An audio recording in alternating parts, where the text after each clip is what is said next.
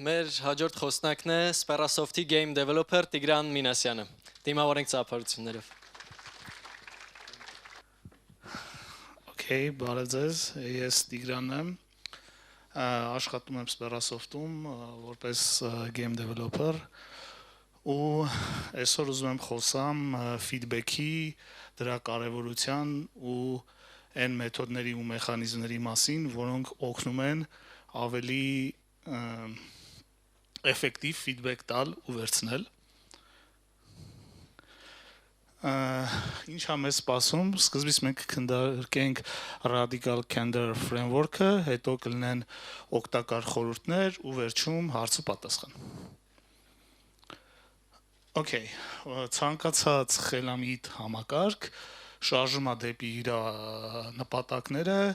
feedback loop-երով։ Այս շատ գեղեցիկ ցիտատա է ու ես կարծում եմ, որ սա շատ կարևոր է հասկանալ, ինչի, որովհետև մենք ինչպես ենք աշխատում, անում ենք գործողություն, չափում ենք, համեմատում ենք ու հետո ուղղում ենք, որ մեր գործողությունները այս ամբողջ լուփը ունի շատ կարևոր մաս, դա հետադարձ կապն է։ Որտեղ է այդ ամեն ինչը օգտագործվում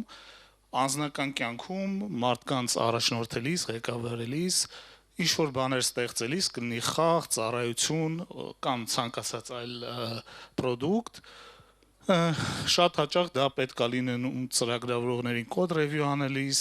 արտիստներին art review անելիս, շատ կարևոր մաս է խաղերի պրոտոտիպ ստեղծելուց խաղացողներից ստանալ feedback, որովհետև երբեմն լինում է, որ խաղերը ստեղծվում են ավելի շատ սեփական ճաշակով ու խաղացողների ոչ մեծ մասն է այդ խաղերը հավանում, որովհետև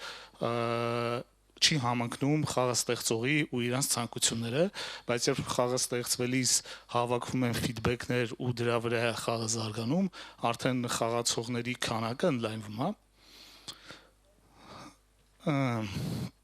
Ինչի այս ամեն ինչը համարվում է ավելի շատ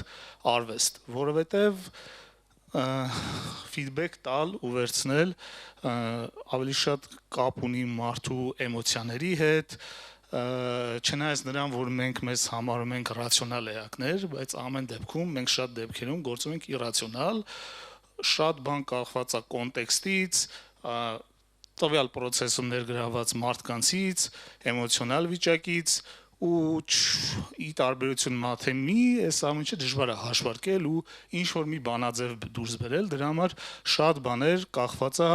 հենց այդ իրավիճակից ու այս ամեն ինչին պետք է նայել այնպես, որ կա որոշակի բալանս, պետք չի համարել, որ կա մի հատ ինչ-որ ոսկե կանոն, որ սենց անենք, սա կլինի։ Այս գիրքն է, որտեղ այս framework-ը մանրամասն ներկայացված է, ու շատ տարիներ աշխատելով տարբեր պաշտոններում, չգիտեմ, junior-ից սկսած, մինչև թիմեր ղեկավարել կամ հետո նորից որպես developer, եղել են պահեր, որ զգում ես, որ ինչ-որ բան չի աշխատում։ Անում ես, մի անգամ աշխատեց, մի անգամ էլ ես անում աշխատեց, բայց երբեմն չի աշխատում ու այս գիրքը կարդալուց հետո շատ բաներ դարձան պարզ ու ես հիմա ուզում եմ այդ մասը ձեզ ներկայացնեմ ու հույս ունեմ, որ ձեզ եւս դա օգտակար կլինի։ Խոսանք երկու գաղափարի մասին, առաջինը անձնական հոգատարությունն է, սա այն է, երբ որ դու մարդկանց վերաբերում ես ոչ թե որպես ուղակի աշխատողների, այլ որպես հենց մարդ տեսակի, հասկանում ես իրանց նպատակները, իրանց մարտահրավերները, էմոցիաները ու օգնում ես նրանց, որ աճեն, զարգանան ու նրանց հետ ազնիվ ես, բայց կոշտ չես, կոպիտ չես։ Հաջորդ բանը դա ուղիղ մարտահրավեր նետելն է, սա իրանից ենթադրում է լինել ազնիվ, շիտակ, չխուսափել ծանր խոսակցություններից, հետադարձ կապը տալ շատ ուղիղ ու որքան հնարավոր է վաղ փուլում, ասել թե ինչը պետք է բարելավի, ինչը աշխատում է, ինչը չէ ու հրավիրել նրանց, որ իրանք քեզ մարտահրավեր նետեն, որովհետև այս փուլը շատ կարևոր է, որ լինի երկկողմանի։ Եվ դու ես մարտահրավեր նետում, եւ քեզ են նետում։ Ու մի հատ կարևոր նրբությունը կա, որ ուղակի մարտահրավեր նետելը չի նշանակում լինել կոպիտ, նշանակում է լինել պարզ։ Ու էլի մի հատ հետաքրիր մեջբերում կա, որ ուզում եմ անեմ Քովին Պաուլից, ասում է, որ լինել պատասխանատու նշանակում է երբեմն զայրացնել մարդկանց։ Դա շատ բնական է ստացվում, որովհետև երբ դու պատասխանատու ես, որոշ դեպքերում կարիք է լինում այնպեսի խոսակցությունների, որ ոչ միշտ է մարդկանց հաճելի, ու ստեղ շատ կարևոր է, որ չձևացնել, որ դա դիմացի մարդուն չի վիրավորի կամ չի նեղացնի կամ դժվար դրության մեջ չի դնի, ուղղակի պետք է ցույց տալ, որ դու հոգատար ես նրա նկատմամբ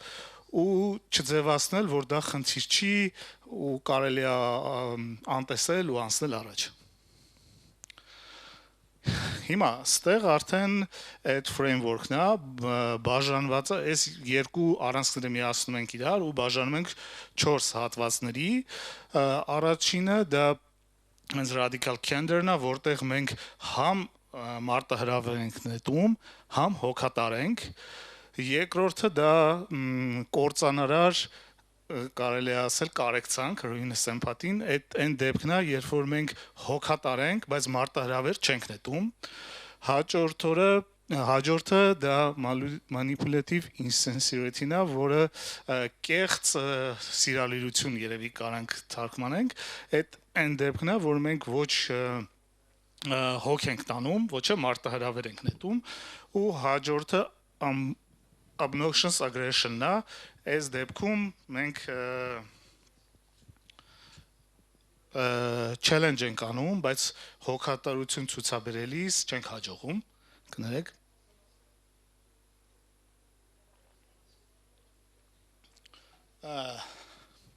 Այս framework-ը օգնում է, որ մենք վստահություն կառուցենք, բարելավենք թիմերի աշխատանքը, ամրապնդենք հարաբերությունները ու կառուցենք ընդհանուր բառապաշար, ընդհանուր խոսույթ, որոնց միջոցով մենք ավելի հեշտ կարողանանք իրար հետ կոմունիկացվել։ Այստեղ եթե խոսանք այս քառորդներից մեկի մասին, obnoxious aggression-ի մասին, դա այն է, երբ որ դու քննադատում ես, բայց չես հաջողում ցույց տալ հոգատարություն այն մարդուն, ով դա լսում է, ում դա ուղղված է։ Դա լինում է նաև այն դեպքում, երբ քննադատությունը արվում է ինչ-որ մեկին ներքևիճացնելու կամ որոշակի ինչ-որ ձևով նեղացնելու համար, սա լինում է նաև անձնական հարաբերություններում թիմի անդամների միջև ու երբեմն նաև լինում է, երբ որ առերևույթ դա կոմպլիմենտ է, բայց ներքուս դա թաքնված քննադատություն է, ադե լավ, այս անգամ էսի առանց սխալների արեցիր։ Հաջորդը ruinous empathy-ն է, որը կարանք թարգմանենք կործանարար կարեկցանք կամ հոգատարություն։ Այս դեպքում տեղի ունենում այն, որ շատ մարդիկ խուսափում են այդ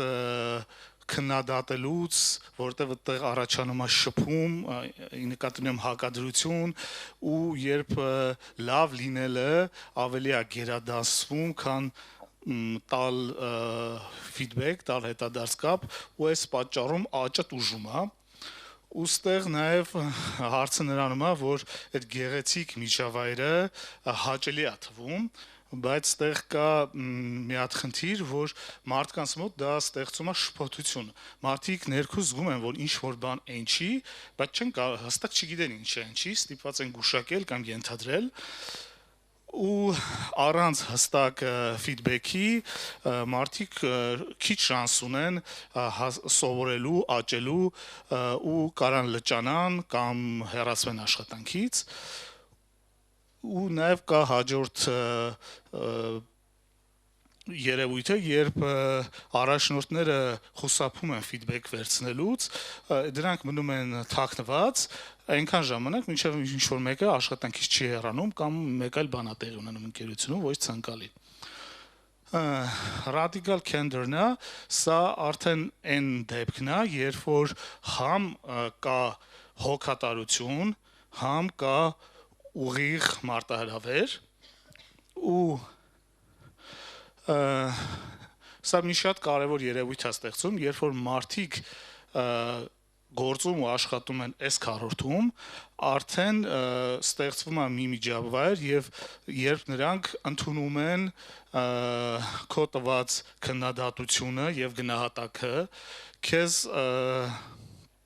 ասում են թե իրականում իրենք ինչ են մտածում, թեկուզ քո հետ կապված ինչը ստացվեց կամ ինչը չստացվեց, իրար են ֆիդբեք տալիս մեկը մյուսին, իրենց դերը ավելի լավ են ընկալում, հասկանում ու կատարում ու կենտրոնանում են արդյունք ստանալու վրա։ Այստեղ մի հատ կարևոր նրբություն կա, որ radical candor-ը պետք է չափել այն մարդու կողմից, ում դա տրվում է, ոչ թե ասողի կողմից, որտեվ ոնց որ եթե պատկերացնենք երկու համակարգ, մեկը ինֆորմացիան հաղորդում է, մյուսը ընդունում է, հաղորդողը կարող է մի մտադրությամբ հաղորդի, բայց ընդունողի կողմից լրիվ այլ կերպ ընկալվի, ու շատ կարևոր է ուշադրություն դարձնել, թե ընդունողը ոնց է դա ընկալում։ Նաև շատ կարևոր է, որ տեղի ունենա այն process-ը, որ մարդիկ հասկանան, որ երբ որ դու իրանց քննադատում ես, դա անում ես նրա համար, որ հոգ ես ստանում նրանց մասին, այսինքն դու ասում ես այդ քննադատությունը ելնելով հոգատարությունից։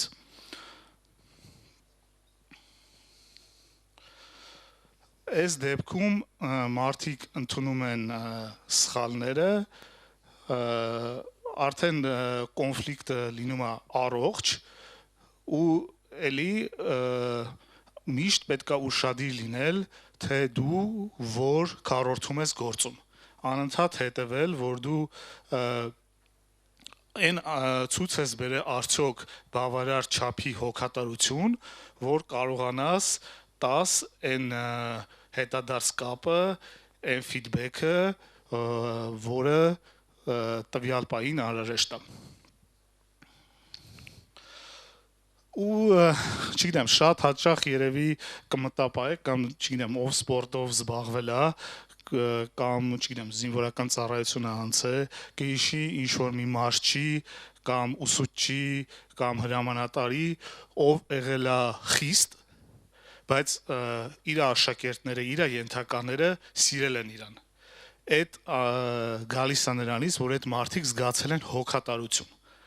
Տեսել են, որ ուսուցիչը, երբ որ բարկանում է նրանց վրա, ոչ թե բարկանում է նրա համար, որ, չգիտեմ, ինչ որ իր անձնական էգոից ելնելով, ինչ որ հարցեր լուծելով, այլ ուզում է, որ աշակերտը ավելի լավ սովորի, ավելի շատ գիտելիքներ ստանա։ Ու մի հատ դեպք եմ ուզում դիտարկենք, կան մարդիկ, որ շուն ունեն կամ շուն են պահել, մեկ հոգի, 3-4,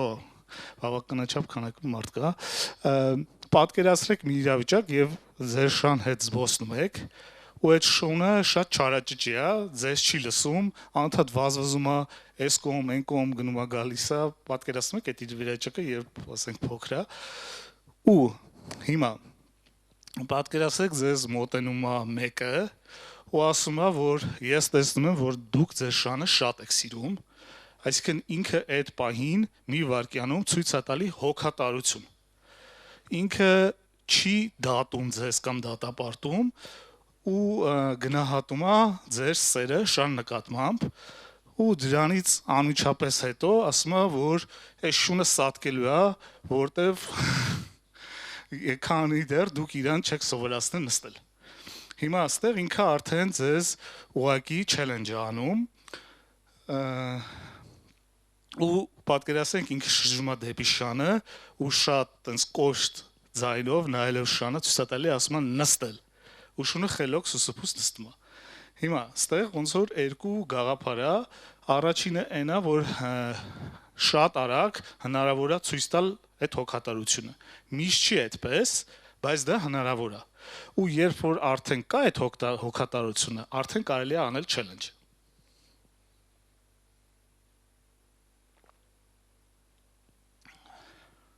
Երկրորդ բանը այդ հստակության ու պարզության ու կոպիտ լինելու սահմանը նուրբ զգալն է, որովհետև շատ հաճախ կարիք է լինել հստակ։ Այդ երբեմն նաև տեղի է ունենում երեխաների հետ, երբ որ դու իրանց ինչ-որ բան ես ասում, ու իրանք քեզ sense նայում են ու փորձում են հասկանալ, ես կատակ ես անում, թե տենց լուրջ մտադրված ես, այդ ինչ որ ասում ես, որ անես։ Այսպես։ Ու հիմա պատկերացրեք մյուս իրավիճակը, որ այդ մարդը ձեզ մոտենում է ու ասում է դուք շուն պահելու իրավունք չունեք, քանի դեռ չեք սովորել, թե շան հետ ոնց է պետք վարվել։ Հիմա այս երկրորդ դեպքում արդեն ինքը չի ցույց տալի հոգատարություն, բայց ձեզ անում է challenge, բնականաբար, քանիս է ստեղից այդ մարդուն ինչ որ վատ բան կմտածեր կամ ինչ որ վատ ձև կպատասխաներ։ Բոլորդ բարի եք, ոչ մի վատ բան չեք անի։ Okay.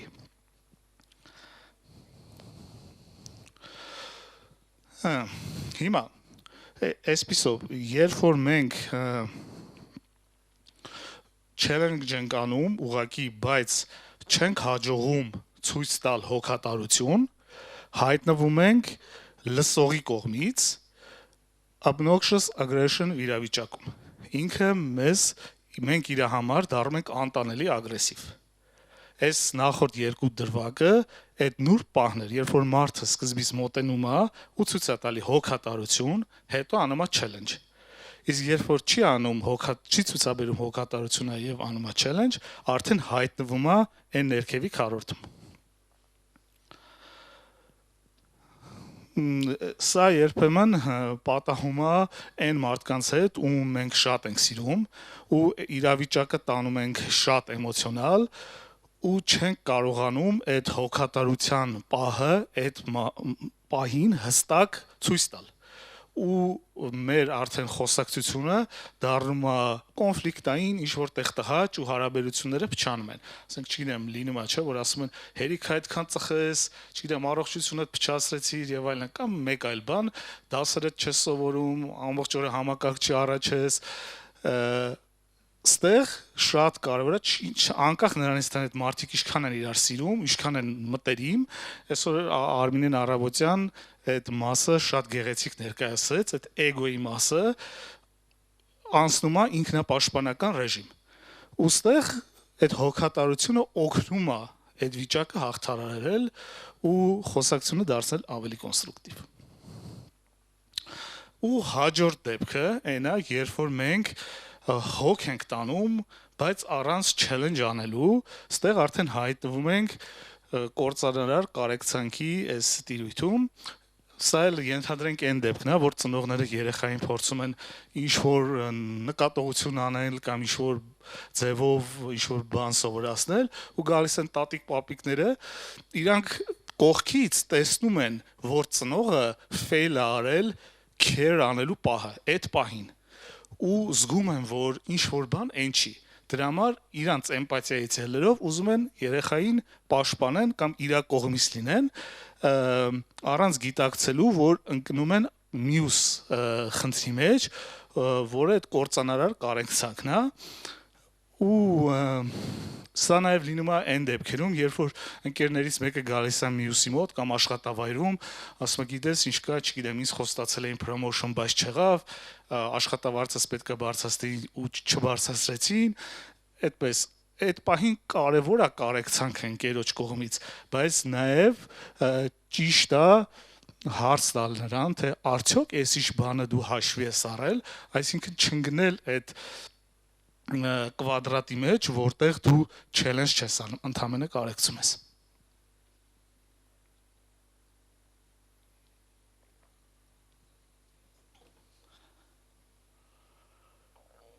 Okay.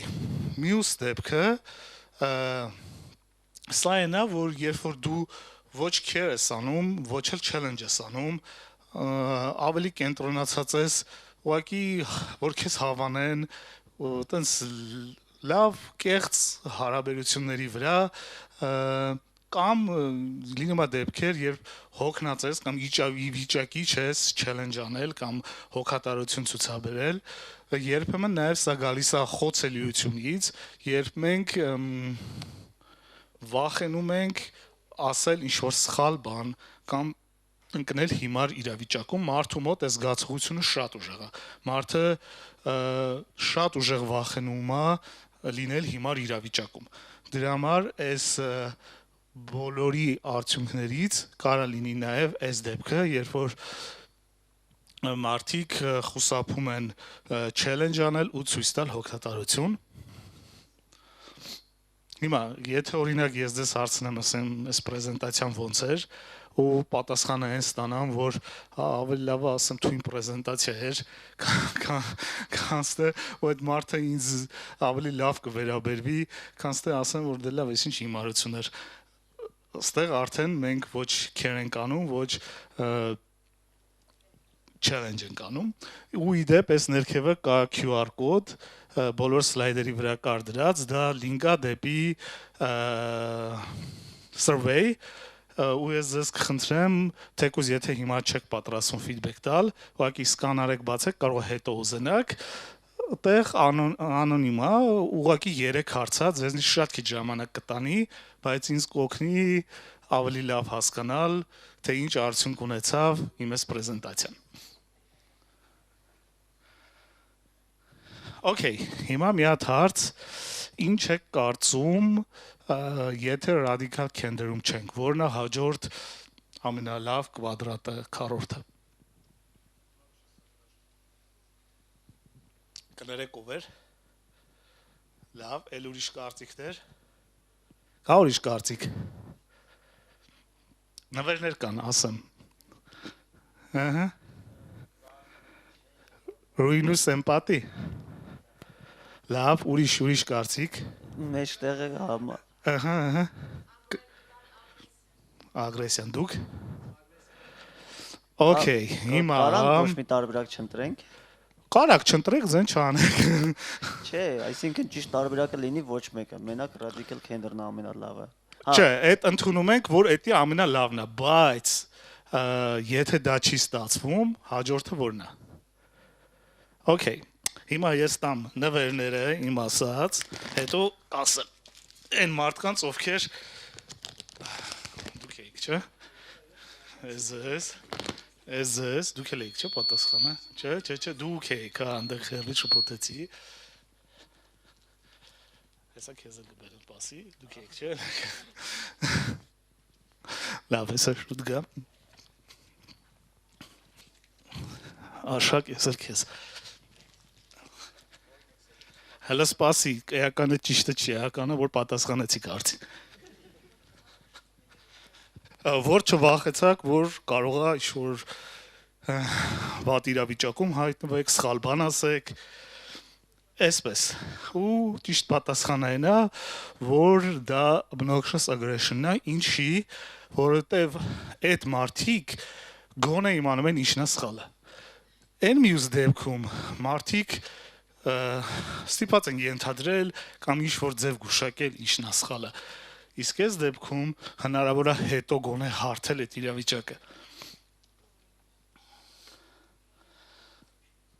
Okay. Այս ամեն ինչի մեջ կա շատ մշակութային բաղադրիչ ու պետք է նաև դա հաշվի առնել։ Ամերիկայում կամ եվրոպական երկրներում ավելի նախընտրում են ուղղակի խոսքը, իսկ ավելի ասիական երկրներում մի քիչ ավելի թաքնված, այսպես ասած, ոչ այդքան ուղիղ ասվածը, բայց սա չի նշանակում, որ այս ամեն ինչը պետքա կողքի դնել, ուղղակի պետքա անել դա ավելի նուրբ ու ավելի, այսպես ասած, մտածված։ Okay, հիմա խոսանք մի քանի բանի մասին։ Այստեղ շատ կարևոր է հիշել, որ feedback տալուց եւ ընդունելուց պետքա գալ երկու կողմից, որ ես տալիս եմ այս feedback-ը նրա համար, որտեվ ես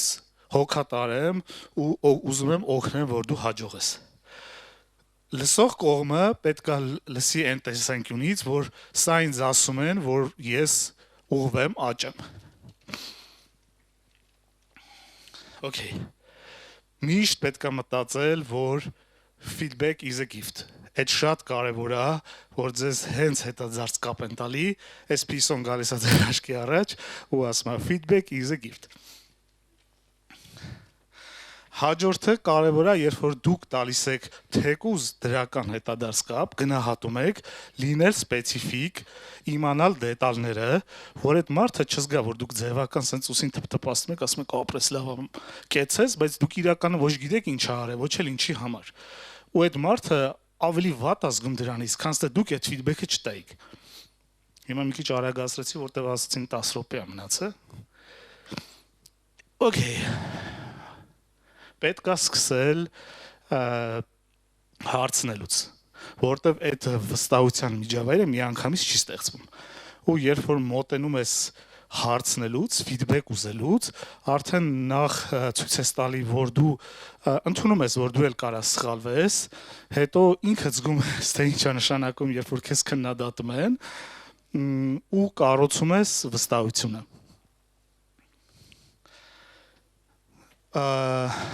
Շատ կարևոր է feedback-ը մենեջերին, ստեղ պետք է զգուշ լինել, որովհետև ոչ բոլոր մենեջերներն են դրա նկատմամբ բաց, որոշ դեպքերում իրանք ընկալում են դա էլի Արմինեին, եթե հիշենք, հարված իրանց էգոին, ու ամեն դեպքում, եթե նույնիսկ մարդը այդպեսին չի, պետք է գալ այն տեսանկյունից, որ կարող է դու ինչ-որ բան չես հասկանում, որովհետև մենեջերի մոտ պատկերը շատ ավելի լայն է, շատ ավելի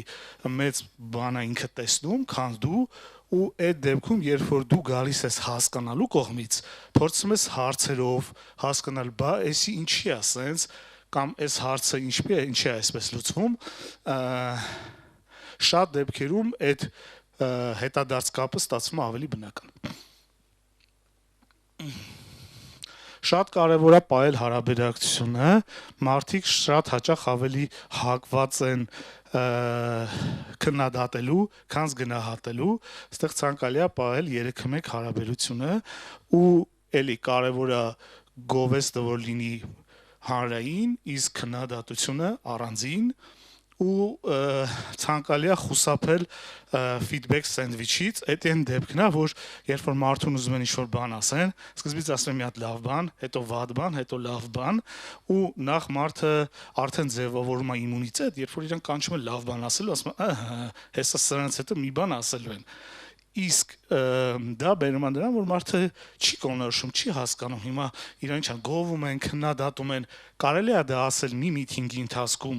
բայց առանձնացնել, սկզբից ասել քննադատությունը, հետո գովեստը կամ հակառակը տեղերը էական չեն, բայց իրար մեջ չխառնել։ Եթե մարդը այնքան խիզախ է, որ ձեզ քննադատում է, պետք է այդ մարդուն գնահատեք, որովհետև նա հոգ է տանում ձեր մասին ու փորձեք իրան լսեք ոչ թե պատասխանելու համար, այլ հասկանալու համար, թե ինքը ձեզ ինչ է ասում։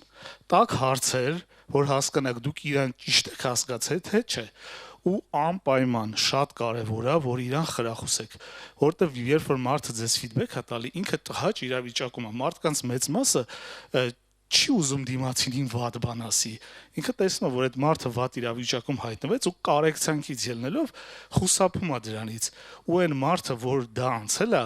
այսինքն ինքը ինչ որ դժվարության միջով անցել, պետք է անպայման շնորհակալություն հայտնել իրան, գնահատել ու խրախուսել, որ հաջորդ անգամ ինքը այդ feedback-ը նորից ձեզ տա։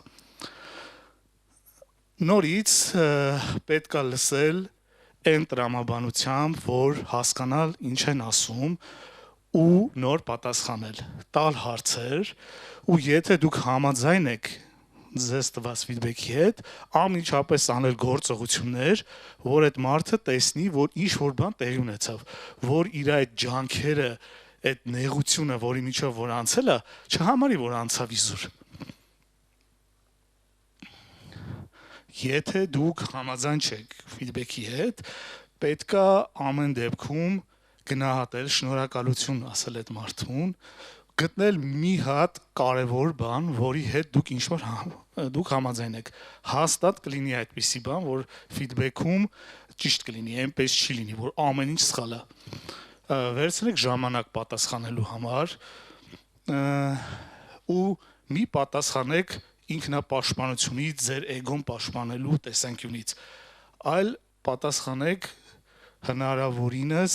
մտածելով ու կշռադատված, որ այդ մարդը հասկանա, որ դուք իր հետ կոմունիկացիայի մեջ եք, ասած ինչ-որ բան, համաձայն չեք, ուրիշ բան եք դուք ասում։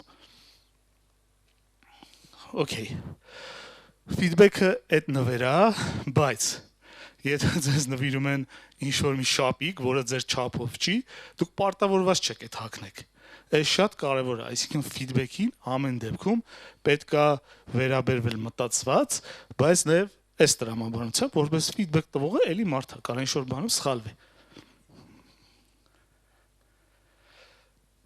Հաջորդը, ժամանակ առ ժամանակ կրկնեք սա ձեր մեջ, ես դա անձամբ անում եմ, don't get mad, get curious։ Մտքում կրկնում եք, նույնիսկ եթե ոչ ոք ձեզ feedback չի տալի, այս օգնում է ձեր մեջ train անել այդ մտածելակերպը։ Եթե ուզում եք ստանալ feedback, ունեցեք պատրաստի հարցեր։ Ու հարցրեք, ասենք, ինչ պետք է ես չանեմ, ինչ ավելի շատ անեմ, հիշեք ինչ-որ բան, որ դուք արել եք ու լավ չի ստացվել, ու ասեք, այդի օրինակ բերեք ու հարցրեք, կա ինչ-որ բան, որ սրա նման էր, այսինքն հնարավորինս բացեք մարդուն ու տրամադրեք դեպի խոսակցություն։ Okay, հարց տալուց լռեք։ Ստեղծեք դիսկոմֆորտ իրավիճակ, որտեղ երբեմն այդ լռությունը տեղի չի ունենում, ու շատ կարևոր է, որովհետև մարդիկ հիմնականում լռությունից հետո զգում են, որ ինչ-որ բան պետք է ասեն, բայց երբ ինչ-որ բան ասեցին, միանգամից մի այտենց պատասխանեք, տեսեք ինքը կարող ասում է, okay, սա լավ է, չէ, ստիպեք ինչ-որ բան ասի, հա, okay, լավ է, բայց կարող է սենց, բայց կարող է էս, ու հաջորդը ինչ-որ բան ասելուց փորձեք խոստում ստանալ։ Մարդիկ հաճախ չեն գիտակցում, որ դա որ իրանք ասեցին, խոստում տվեցին։ Հարցրեք, սա խոստում է, ասում է մի քանի օր ու նոր այդ feedback-ը տեղենում, դա այդքան էլ լավ չի, որովհետև մարդը հակված է, իրադարձությունները շատ classical condition են, կտես մի հատ բան, որ մարդը կապում է իրար։ Ու պետք է լինել միշտ ավելի համբերատար, համեստ, որ էմոցիաները ու իրավիճակը լինեն կոնստրուկտիվ։ Չխոսացված այդ չբարձրաձայնված հարցերը վերջի վերջո մի օր բերելու են նրան, որ մարդը ընկնի ոչ adekvat վիճակում ու տա մի այնպիսի պատասխան, որ դուք զարմանաք։ Պետք է, այսպես ասած, ձուկը դնել սեղանին, չպայել դարակի մեջ, որ հոտի, որտեղ որ հոտավ, հետո լավ չի լինելու։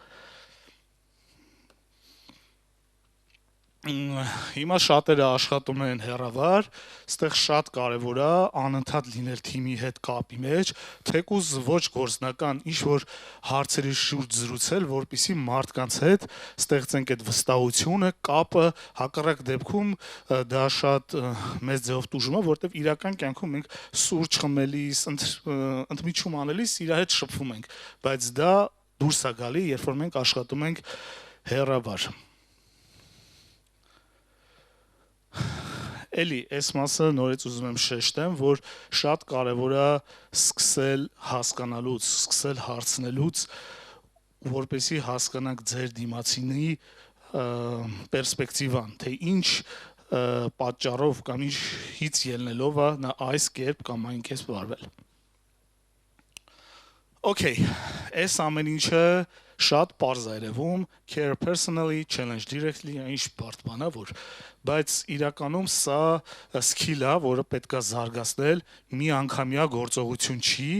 ու երբ որ անցնում ես իրականություն, առաջանում են հարցեր, չգիտեմ, վստահություն ստեղծելը այդքան հեշտ չի, հետադարձ կապ քննադատությունը անելը մի քիչ ռիսկային է, կարող է կոնֆլիկտային իրավիճակ ստեղծվի, ստանալը մի քիչ անհարմարավետ է, դուք տենց հարմարավետ չեք զգում։ Պետք է սրան վերաբերվել շարունակական որպես process-ի ու անդադ փորձել աշխատել սրա վրա։ Այսպիսով շնորհակալություն, եթե կան հարցեր, խնդրում եմ։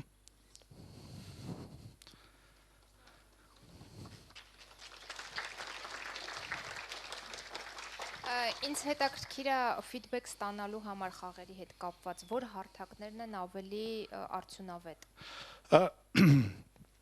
Տեսեք, կախված է խաղից, սովորաբար կառուցում են community-ներ, ու այդ community-ների միջոցով իրենց, այսպես ասած, աուդիտորիային տալիս են հարցեր։ Այսինքն սեփական էջերի միջոցով, հա։ Նաև խաղեր կան, որ չգիտեմ, ինչ-որ միջոցառումներ են կազմակերպում, հրավիրում են խաղացողների իրենց մոտ խաղում են, այդ ամեն ինչը շատ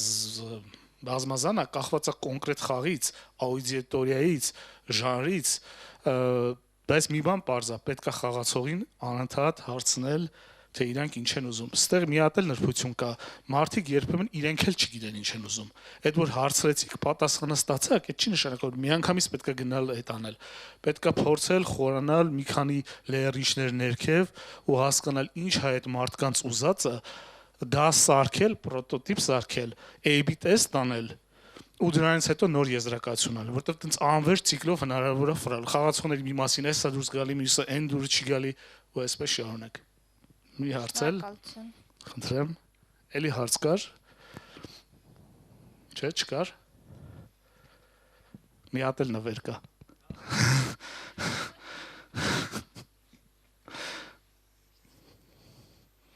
Նվերների համար միշտ կարելի է։ Վարեցես, իմ անուն Վարդան է, մի քիչ երևի գեյմդևից դուրս հարց տամ, ինձ հետաքրքիր է կիրառել եք դուք արդյոք ոնց որ մարդկանց հետ սա, կապ չունի թեկուզ բարեկամների, ընկերների, ու չգիտեմ 10-ից քանի դեպքում է ինքը adekvat ստացվում կամ ինչ խնդիրներ է առաջանում։ Ստատիստիկա չեմ հավաքել, բայց կարամ ասեմ, որ երբ այս ամեն ինչը սկսեցի գիտակցել, այս process-ը ավելի հարթ գնաց, նախ իմ համար արդեն ես սկսեցի պատկերացնել, որ ինչ որ բան ասում եմ, հն ես այդ կվադրատներից որտեղ եմ, ստեղ եմ, այնտեղ եմ, հիմա ինչ որ ասում եմ care եմ անում բավարար, թե care չեմ անում, նույնը ինձ, ինչ որ ասում են, հələ տենամ իմ challenge անում են ինձ, թե ուղղակի տենց ասում են, ոնց որ այս կվադրատները սենց մտքիս մեջ արդեն ու ռադարի պես սենց փորձում գտնեմ որտեղ է ու ես ինքս էլ փորձում եմ այդպես անեմ, դա ստատիստիկա չունեմ, բայց ինձ օգնել է։ Այսպես, լավ, շնորհակալություն, QR-ի մասին խնդրում եմ հիշեք